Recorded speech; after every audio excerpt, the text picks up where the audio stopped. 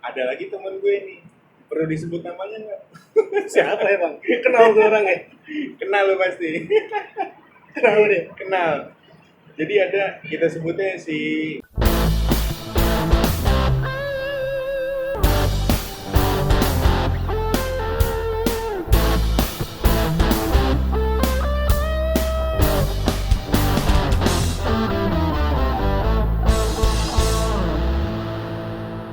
inilah, si R lah.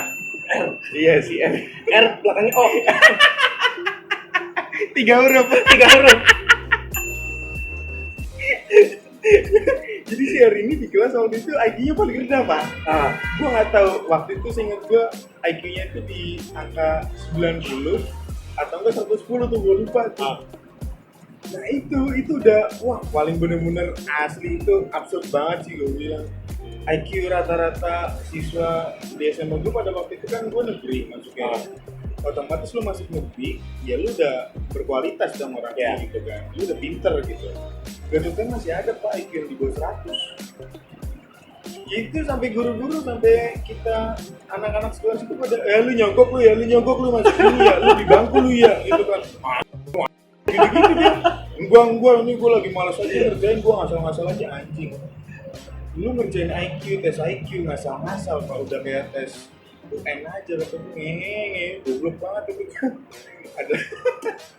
Ada lagi teman gue satu nih. Ini gue setiap naik kelas sama dia, selalu teman remet gue nih. Selalu dapat remet tuh. Iya. Kalau soal remet pasti sama dia dong. Kamar dia. Telepon rumah waktu itu kan. Pada waktu itu kan masih ada telepon rumah tuh. Pakai telepon rumah gue tuh dia ke rumah gue. Halo, apa man gue gituin? Lu remet kagak? Remet. Gitu, gimana nih gue? Mana gurunya gitu bet lagi guru MTK. Pada waktu itu nama guru MTK gue Pak Aryono. Jadi kocaknya gini. Gue waktu itu udah UAS tuh. UAS. Dia tuh maunya tuh kalau mata pelajaran dia maunya dia yang ngawas sendiri.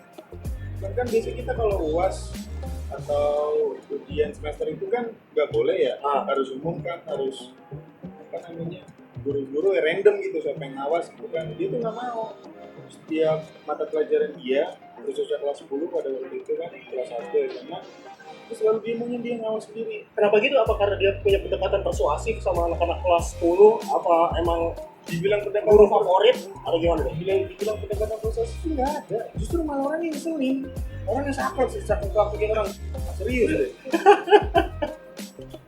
Lariono namanya.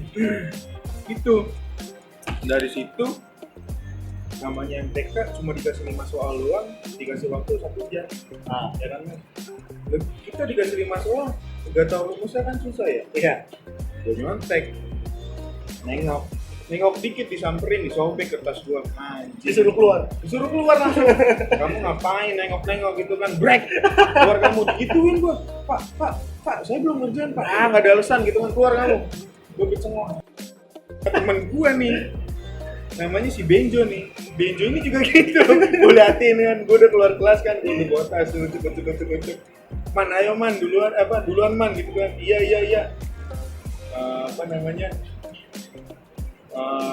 Iya, bentar lagi gue udah mau kelar nih man. Nah terus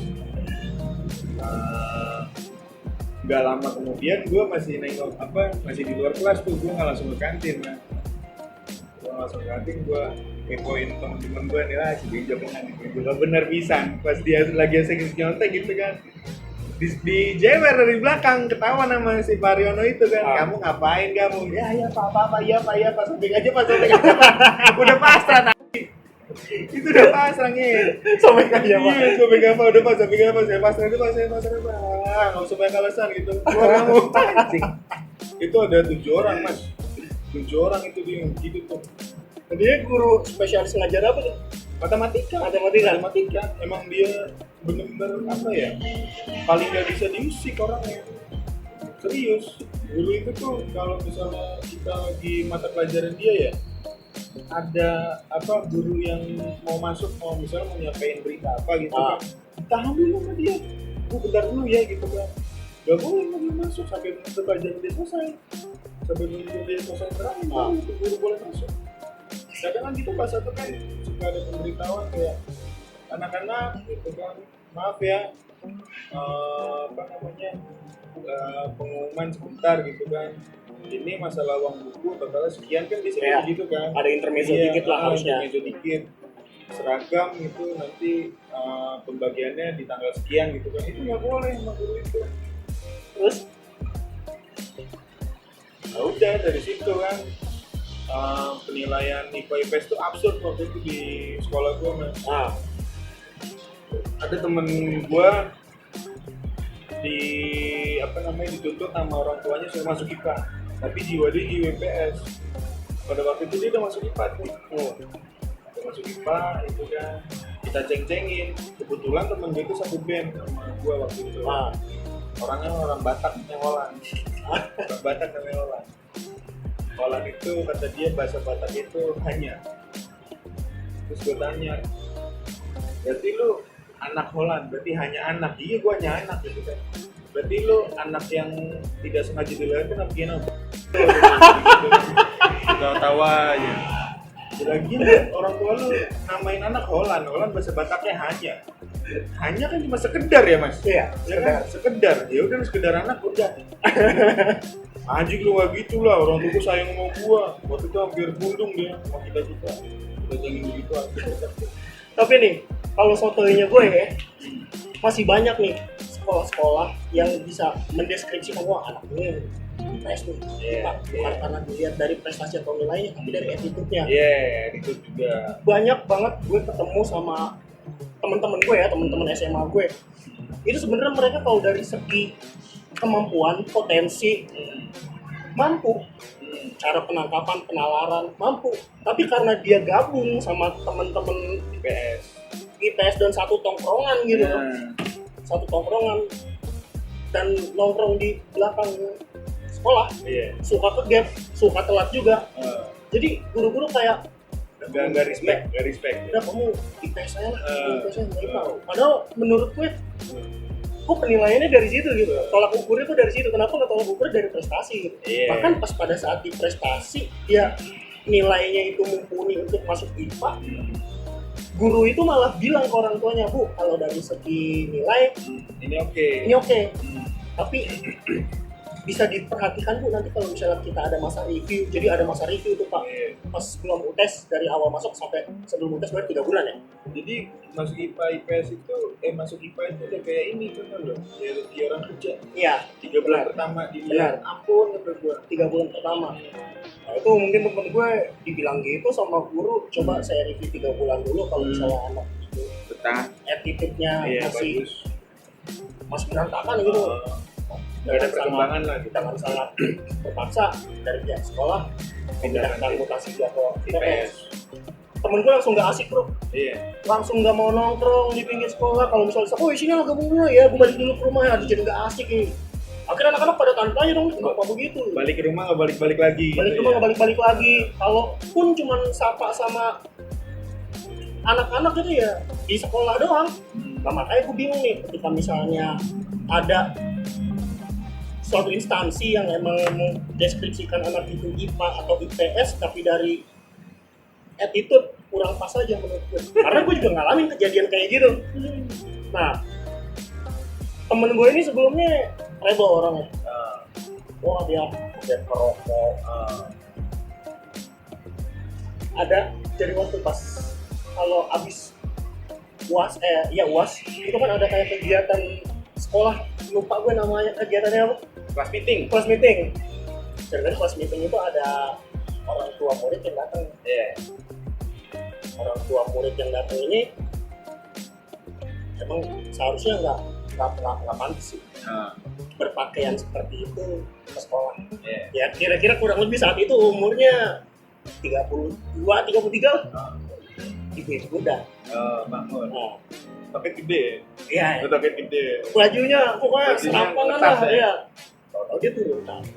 Anak-anak lagi pada nongkrong di tangga. Aku inget tuh. Rege.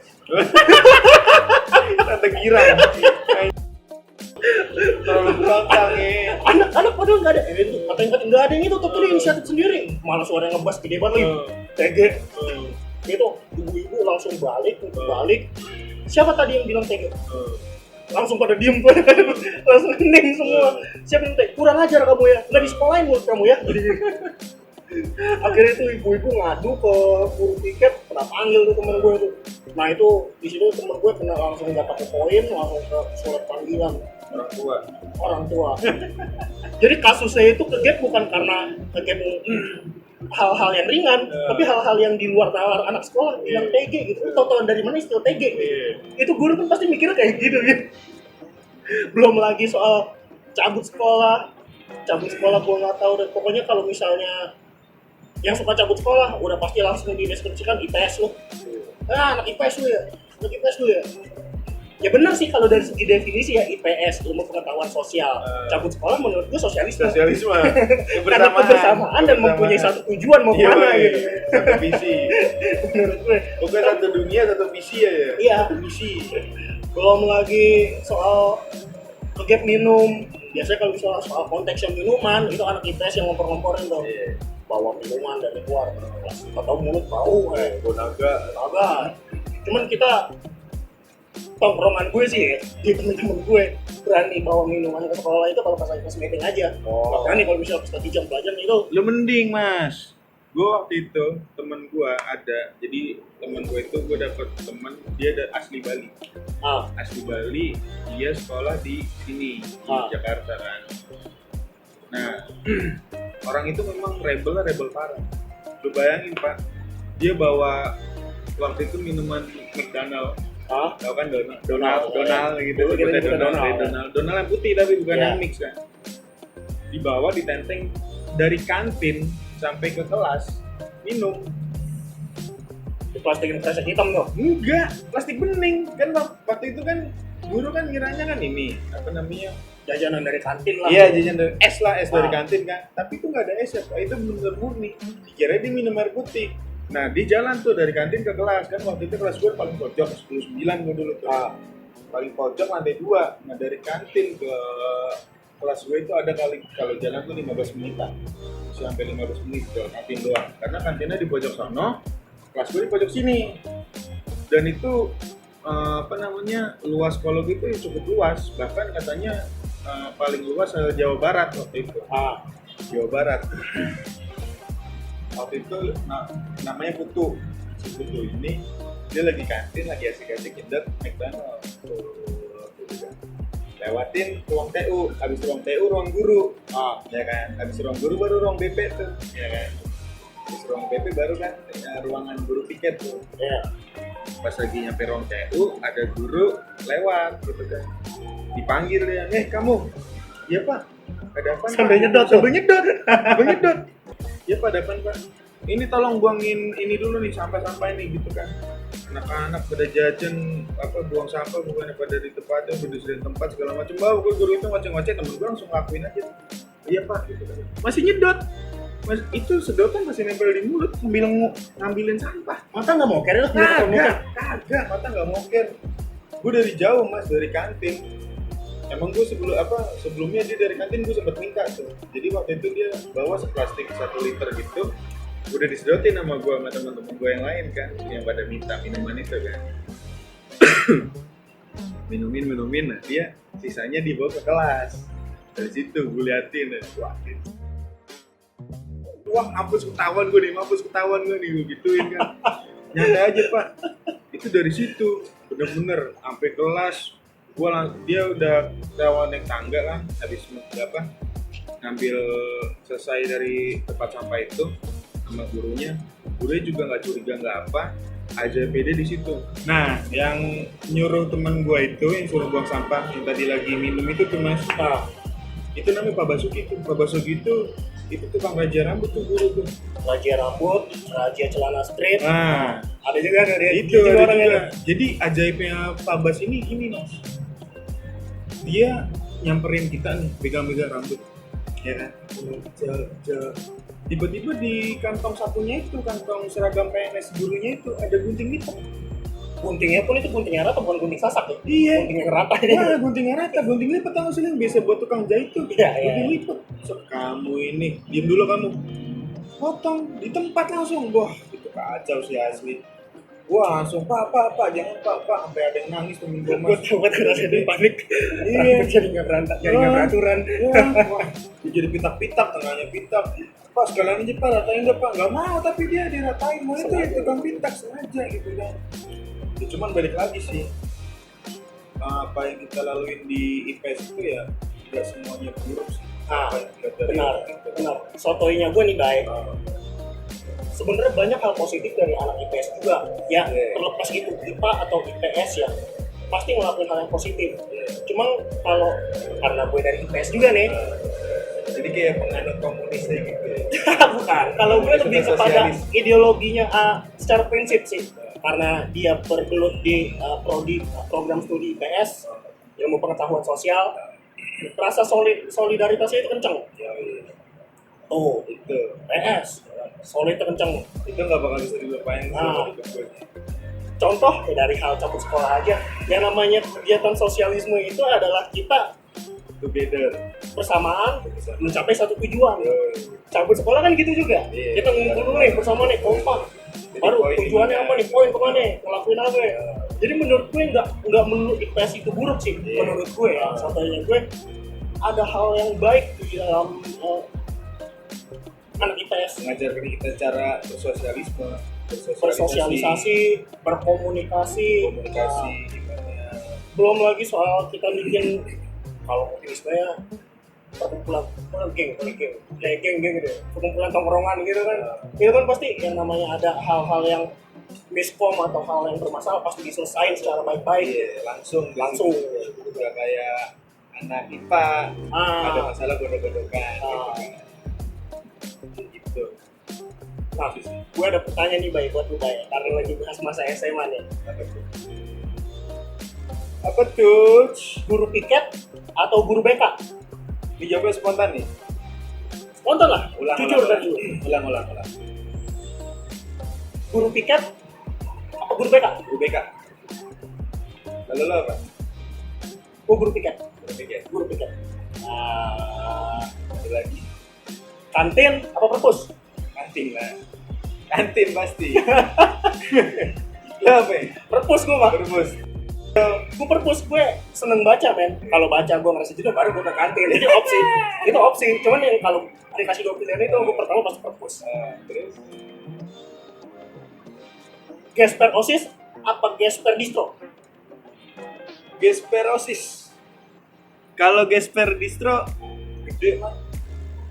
Palanya gede banget.